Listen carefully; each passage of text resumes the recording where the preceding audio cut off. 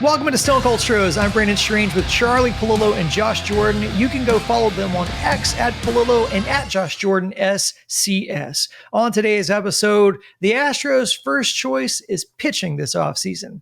Their second could be second. We'll explain. Speaking of second baseman, two of Altuve's little piggies went to the orthopedic surgeon. We'll discuss the latest on him. And is Houston looking to sell high on one of their breakout players from 2025? One Astros insider says probably. Before all of that, hit like on the video, subscribe to the channel if you haven't already. Click that bell for notifications so you know when new content drops. And when you're on the go and you want to listen, we're on all your favorite podcast apps. Just search Stone Cold Stros. Charlie, Josh, welcome in. Let's start with some quick hitters before we get into the meat and potatoes of the conversation. Quickly. Fromber declined the qualifying offer this week, which means Houston will receive a compensatory pick once he signs elsewhere.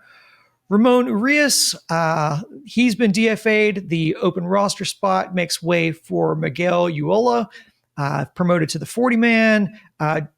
Josh, you mentioned how much the team loves Dubon, so it's clear they had a preference between him and Urias.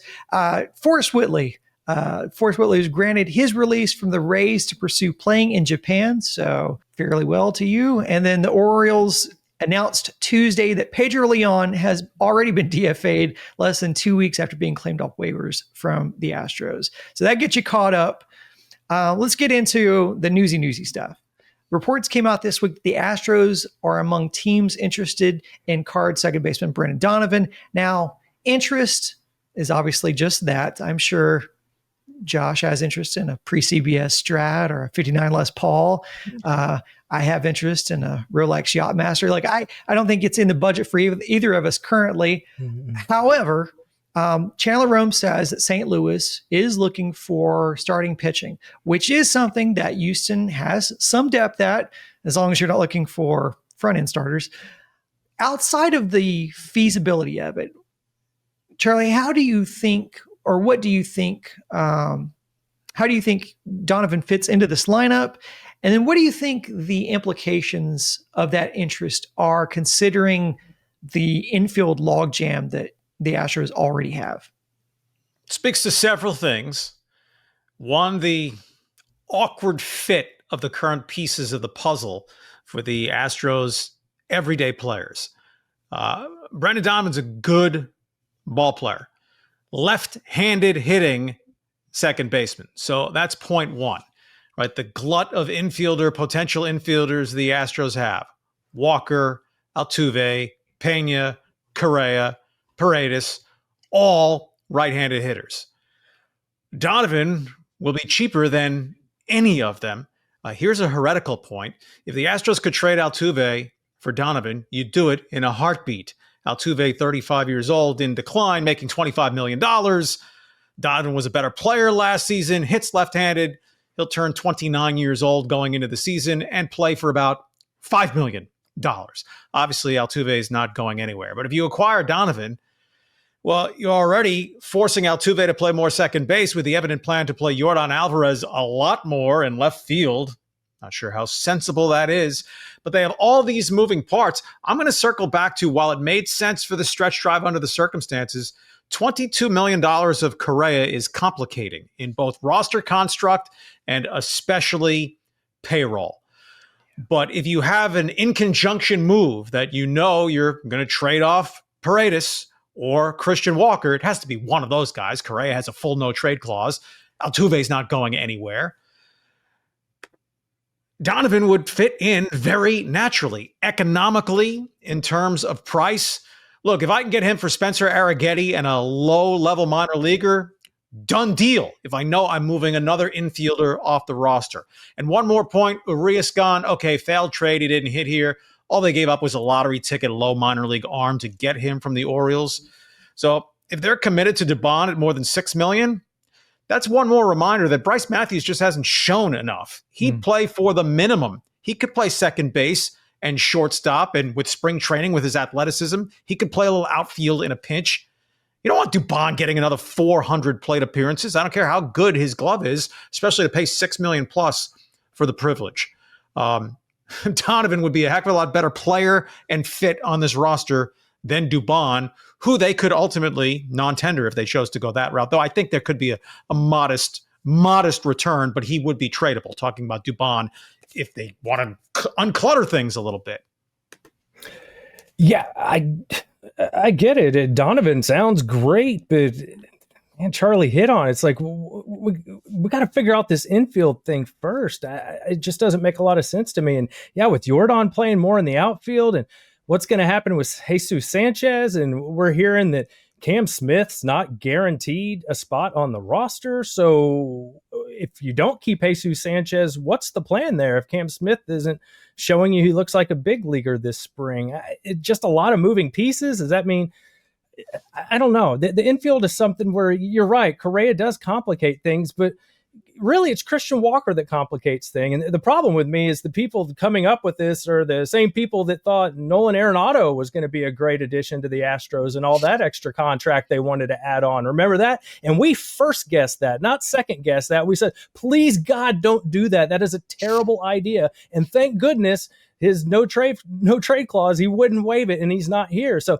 it worries me a little bit who's making these decisions, especially for the long term. And Charlie hit on it, the Correa thing. I love the move, don't get me wrong, but it does complicate things. But you get Christian Walker out of here, things look a lot more clear. But you're right. If they did get Donovan, what happens with Altuve, and what are you doing with Jordan and left? And Altuve's been banged up. Are we going to see him DH more? There's just a lot more questions than answers. And I thought all we heard was pitching was the priority just when we did a video a week or two ago. And now we're talking about trying to give up the pitching prospects that we somehow have to go get Donovan. If we have these great pitching prospects, why aren't we hanging on to them and hoping that they come up and provide you something at the end of the year or somewhere down the line? It's exciting. We love this stuff. And it's all about speculation and what could the roster look like. And it's all fun. But right now I'm having a hard time figuring out kind of what the plan is. Yeah. Donovan would be very nice in a vacuum. He'd be a fabulous addition. 4 years in the big leagues, batting average by season, 281, 284, 278, 287. OPS by year, 773, 787, 759, 775. We know exactly what he is. So should it somehow happen, don't be sick to your stomach with the Astros offseason acquisition of a second baseman named Brendan. The Rogers waste of a year ago. Yeah, I think we have to also temper this with, this news with what the motivations could be for people leaking this information out there. Is this to drum up interest in someone? But I will say this. I agree. Lefty, team control. He's entering year one of ARB. Can play second base. Also, profiles as a corner outfielder. So that provides some flexibility in a way that the Astros could certainly use, as we're talking about, like what are they going to do with the outfield and kind of, how to solve some of that logjam. Low strikeout guy, not a lot of power, but gets on base. And that's something that this team desperately needs, but especially with the high strikeout rate. If you're going to keep Cam on this roster, if you're going to take a chance on some of these other guys, they got to have some guys that see pitches and can get on base. Now, interestingly, he was an all-star last season. Yeah, absolutely. And Jeff Passan says the Rays are listening to offers to Brandon Lowe. Now, he would be obviously a rental as he's entering the final year of his deal. The Rays picked up that $11.6 million team option for him, but they're clearly looking to shop him around. Would the Astros, considering the logjam, I don't know that a Brandon Lowe, obviously Brandon Lowe is a great player, but does he solve anything in the big picture for Houston? Again, left-handed hitter, 31 home runs last season. He's a slugging middle infielder, but also has ample injury history. He's a low walk, very high strikeout guy. And did you say $11.6 million? Unless the Rays are going to pay that down, which is not exactly their MO. Donovan would be the better fit. Though it should be noted, he missed near a month last season with a groin injury and then had hernia surgery at the end of the season. Expected to be fine going to spring training, a la Altuve, after getting those piggies taken care of, or the abscess or whatever it was in there that was tended to earlier in the week. Yeah, that's the thing I noticed looking at Donovan. He's only had 1 year where he's played over 150 games. That was in 2024. Of course, he's only played 4 years, but just saying that the numbers are what they are. I guess my biggest thing is I'm more excited about who's going out this offseason than who's coming in. I think that's kind of where I'm at. I wouldn't mind a small deal like Verlander. I'd like to see them go get a meaningful pitcher. Adding infielders right now, it feels like it makes your problem even more difficult. And then it's a matter of leverage. If, say you do add another infielder like Donovan, then it's like everybody knows how bad you got to get rid of some infielders here. So I don't like that leverage that you're giving to other ball clubs. As exciting as that would be, it's about what does the final product look like when they take the field? And is all your talent actually on the field to where, because they were talking about, sometimes Paredes will DH, sometimes he'll play first base, sometimes he'll play third. Are we really going to do that? I'd like to see a guy like Paredes have an everyday position if he's going to be on the club, just because as exciting as Donovan is, he's not going to take advantage of the Crawford boxes like Paredes can do. I think leverage left with the year that Christian Walker had in 2025. I think whoever they're going to be pawning him off on is going to be, number one, taking a chance that their hitting coaches can help rehab. Granted, his second half of the season was good, so it's unfair to say that he had a terribly off year. He just was unimpressive to Astros fans, especially the ones that went to go see him live, because as we've mentioned on here, his home road splits were there was disparity there. But I agree. I do think this going back to the original question, I think this strongly indicates that either Paredes or Walker is going to be on the move. I feel very strongly one of those two guys will not be on the roster when they go to spring training. Now, circling back to what you talked about, this is kind of related, Charlie, but you brought up Jose Altuve having that minor procedure where they took fluid from a wound that was between a couple of his toes. Sorry if that was graphic. Hope you weren't eating. That's the same foot that we, heard was giving him trouble at the end of the season. They pulled him from a game in September. He missed a game after that and basically just played through the pain. It sounded like he had been playing through it before they pulled him from that first game. So this was clearly something ongoing there. So I guess two-parter here. One is, do you think helping bring in a guy like Donovan and kind of having some extra pieces, maybe not Donovan specifically, but like keeping a guy like Dubon around and maybe adding a Donovan helps maybe alleviate the need for Altuve to play so much, because we talked so much about Joe Espada overworking him in 2025. And then two is, I forgot what the second part is, so let's just go with that first question. Do you think this can be a depth move for Altuve not to play so much? Well, I don't think we need a correlation on it. Altuve played too much. 35-year-old players should not start 154 games, even if nearly 1/3 of those came in the designated hitter role, along with Altuve's decline in production over the last 2 years. The numbers tell truths. He popped up at a higher rate than he ever has in his career. He's never been a big exit velocity guy. That's okay that he was toward the lower rungs on the ladder in that category, but he's become too pull happy. He also pulled the ball at a higher rate than he ever has before in his career. The home run numbers are good, but the batting average has fallen. And with it, the on-base percentage, and with that, the overall quality of the offensive player. How much of that can be attributed to wearing down over the course of the long season as you're in your mid-30s? All I know is that in 2024, through mid-May, Altuve was off to a gangbuster start. And then over the last nearly 120 games, 3/4 of the season, his OPS was 740. Well, 2025, before he missed the game when they took him out, for a full month before that, he hit 150 with an OPS under 500. So if the foot issue, was really a month-long, 6-week problem, shame on Altuve playing like garbage and not fessing up to it, or gee, the Astros medical staff asleep at the wheel or at the switch, not realizing they had a badly compromised player, because anybody playing would have been better than Altuve given the declined defense. He's now below average in speed by the metrics. He's about 35th percentile in sprint speed at this point in his career. So to have a guy with an OPS of 500 in the lineup still day after day after day, as the Astros ultimately were sliding away from a 7-game lead in the division to missing the postseason entirely. He can't play 155 games anymore. That would be managerial incompetence or neglect. You're living in the past, Joe Espada, thinking that Altuve can get back to where he was in 2017-18. Forget it. And keep in mind, we're just getting started on this contract for Altuve. He's going to be here a long time.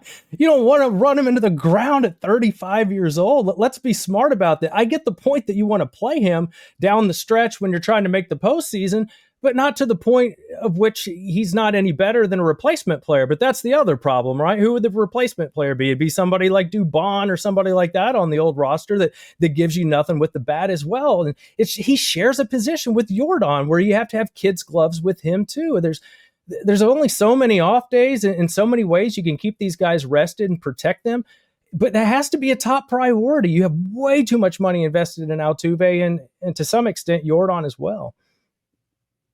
Yeah, Charlie, it's why we've worked well together. Is you actually hit on what the second part of that question was how much of that do you take solace in the fact that maybe the foot contributed a little bit to what we saw the performance in the second half.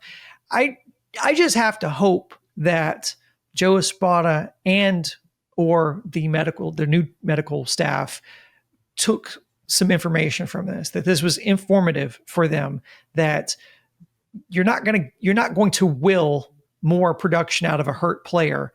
And then also, I mean, come on, at the end of his career and at this contract that you mentioned, Josh, that they're paying him in far excess of what his production trends to be over this period, you've got to protect him for the same reason you got to protect Jordan.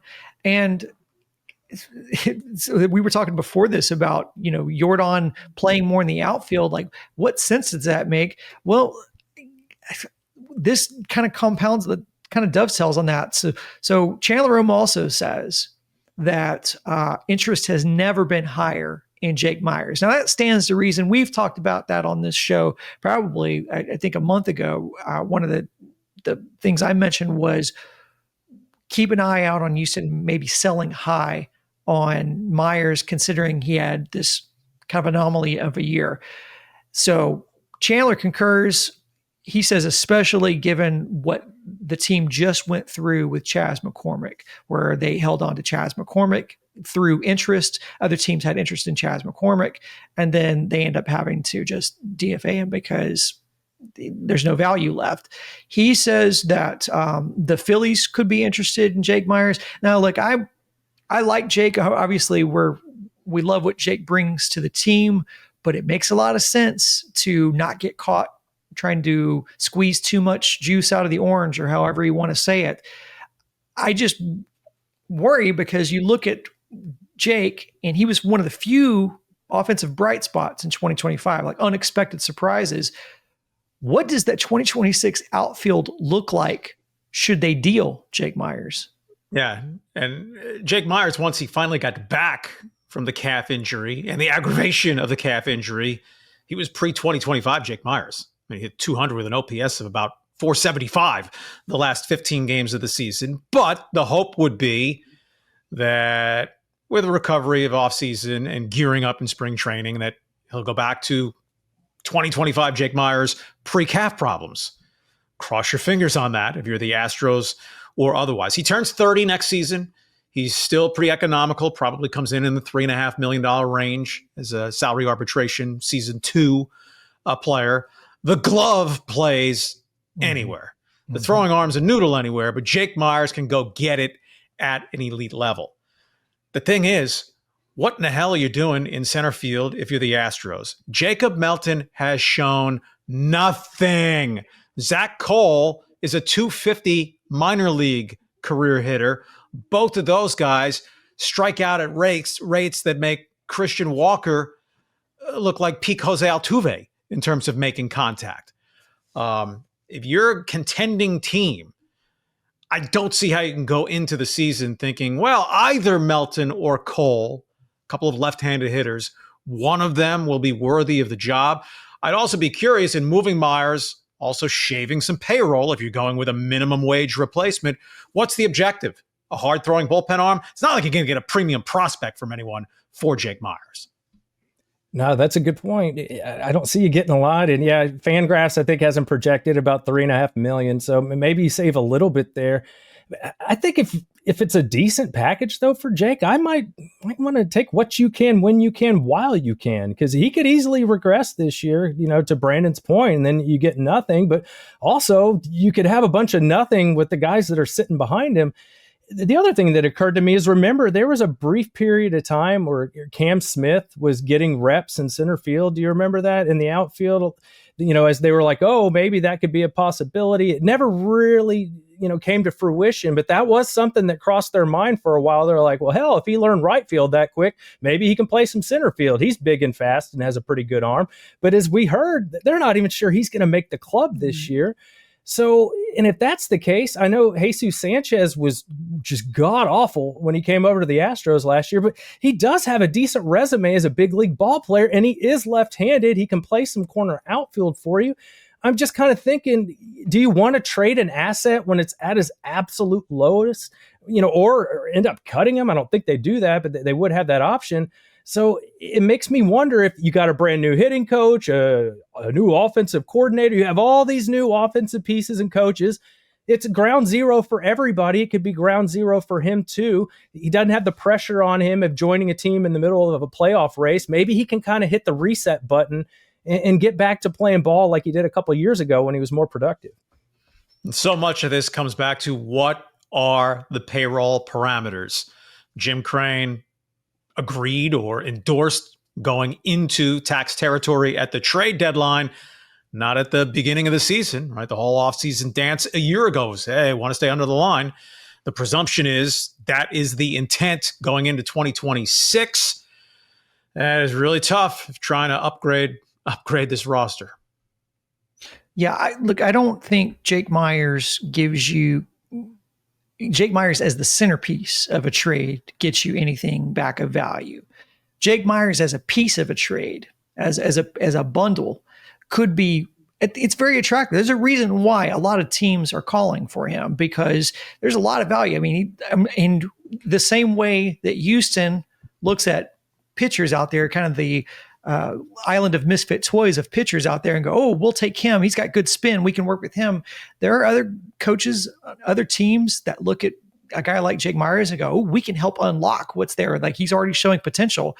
High exit velo guy. And Charlie, you mentioned the glove plays anywhere. So having a great center fielder who can provide great coverage for you, and if you can unlock some offense from him and help replicate what he did in 2025, then that could be an enticing package.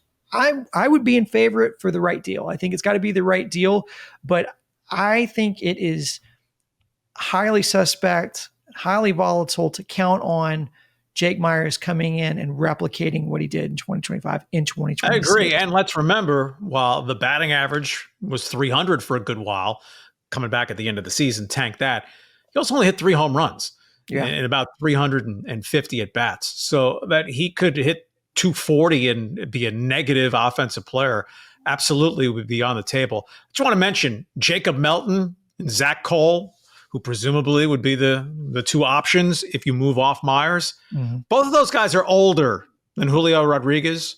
Both of those guys are older than Andy Pages of the Dodgers. They're both 25 years old. These are not elite prospects. Melton is a top 3 Astros prospect because of the state of the system, not because he's an elite prospect of his own merits. And on MLB Pipeline, and I know Zach Cole, wow, a couple of those tape measure type home runs. He's not among the Astros' top 15 prospects. He struck out 20 times in 47 at bats. Melton, 27 times in like 72 at bats. Small sample sizes, but Cole, a strikeout disaster throughout his minor league career, just does not project a hit for any sort of average at all in the big leagues. But his best tool is his throwing arm. He probably could play a major league center field. So can Melton. But I don't want to be thinking, my center fielder has to hit ninth. And to that point, Charlie, it makes you wonder, are they less focused on defense this year? All we heard last offseason was, Jake Meyers, you have to have him in center field, especially with Altuve being there in left. He can help him in the power alleys, and he can help out with Cam Smith, who's a rookie in right field, and defense is so important. And Dana Brown saying, Christian Walker, the homers are great, but we're more excited about his Gold Glove defense at first base. After he got a look at the offense last year, I'm thinking they need to make sure the offense sees a little bit of uptick here, even if it comes at the cost of defense. I know Melton can play decent defense and his offense is terrible, but Jake Meyers really has proven to be an elite center fielder when it comes to defense, and he finally did show you something with bat last year. I'm just curious that maybe a little change in philosophy after they had just such a poor offensive showing, especially towards the end of the year where it got really bad. Yeah, and Charlie, I think one of the things that Meyers shows us is that you don't have to have necessarily elite prospects, and thank goodness for Houston that's the case, but sometimes you can catch lightning in a bottle like Chaz in 2023 or Meyers in 2025, but counting on it, that's a whole other thing. Final thoughts before we jump out. Well, the first, I think, real notable free agent move of the offseason. Right. Generally, things don't get hot and heavy until the winter meetings, which come up early next month, December 8th through the 11th anyway, in Orlando. The Seattle Mariners with the first shot fired that, we're not backing down after finally breaking through and winning the division and coming so close to winning the pennant and finally going to a World Series. They keep Josh Naylor. And the projection game, Jim Bowden had him getting 4 years, $90 million. Naylor signed with 5 years, $92.5 million. I mean, seemingly a relative bargain. Loved his time there. Obviously, the success they had, but it's $18.5 million per season. Naylor's really good. Christian Walker makes $20 million, and he wasn't really good. Now, the Mariners do still stand to lose Jorge Polanco, their second baseman, who had a terrific year. I think a much lesser import is if Gino Suarez moves on as an ex-Mariner for the second time. But Josh Naylor, a big keep for the Mariners, and I'm sure the Astros took notice of it. Yeah, my big takeaways here is they think Jordan's going to be ready. We know he's only at 60-something% now, but they think he's going to be good to go for spring. They think Altuve is going to be good to go for spring.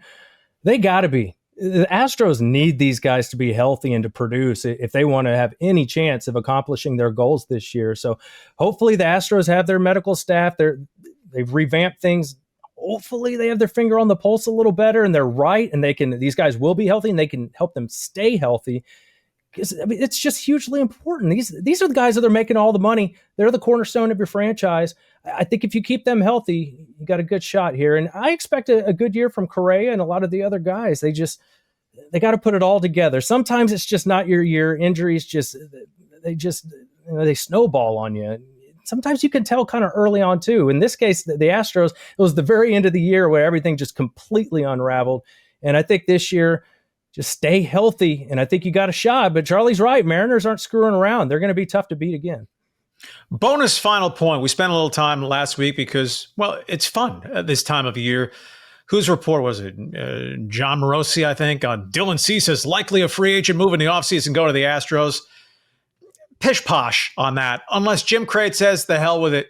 Spend whatever it takes to upgrade this roster, given the Astros' payroll circumstances. But beyond that, with Hunter Brown finishing third for Cy Young, the Astros get that bonus pick, right? A near dry gulch of a farm system. A sip of water, a pick after the first round. You know what? The Astros signed Dylan Cease. They lose that pick. As a tax-paying team, unless an accounting miracle comes in when the official final numbers come out the first week of December, and somehow the Astros wriggled just below the first tax threshold, but that's not the expectation. If they sign a Dylan Cease or any other free agent, a magical Kyle Tucker reunion, forget it. But if they sign a guy of that caliber who turned down a qualifying offer, Michael King, same category, by the way, though he won't get Cease money, The Astros would forfeit their second and fifth highest selections that they have, not their second and fifth rounders. Those picks now would be the prospect promotion incentive pick they got for Hunter Brown finishing third, which comes after the end of the first round, and their fourth round pick. I cannot see any way the Astros do that to pay a free agent pitcher $160, $175 million, wherever Cease comes in, or even 3 years, $70 million, or whatever Michael King gets. If they're to add a free agent pitcher, it's a short-term guy like an oldie in Merrill Kelly. Maybe Zach Littell is another name to throw out there, a starter who's been durable and all right these last couple of seasons. And then there's always the one-year obligatory Justin Verlander contract mention. So you're saying there's a chance. We'll leave it there. One last reminder, if you're watching on YouTube, be sure to click like on the video. And if you listen on podcast apps like Apple or Spotify, please give us a 5-star rating while you're here. For Josh and Charlie, I'm Brandon saying so long. Thanks for listening. And as always, go Stros.